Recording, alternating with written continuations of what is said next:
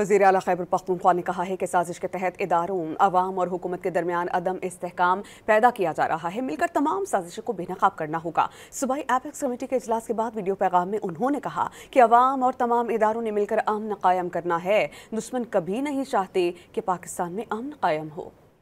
मैं बड़े खुल कर ये बात करता हूँ कि एक साजिश के तहत हमारे हुकूमत के दरमियान, अवाम के दरमियान और फोर्सेस के दरमियान एक अदम एतमाद पैदा किया जा रहा है और इनको एक साजिश को ख़त्म करने के लिए हमने मिलकर ऐसे लोगों को बेनकाब करना है।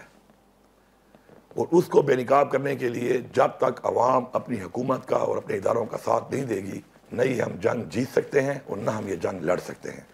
वज़ीर आला खैबर पख्तूनख्वा ने कहा है कि साजिश के तहत इदारों, अवाम और हुकूमत के दरमियान अदम इस्तेहकाम पैदा किया जा रहा है। मिलकर तमाम साजिशों को बेनकाब करना होगा। सूबाई एपेक्स कमेटी के इजलास के बाद वीडियो पैगाम में उन्होंने कहा कि अवाम और तमाम इदारों ने मिलकर अमन कायम करना है।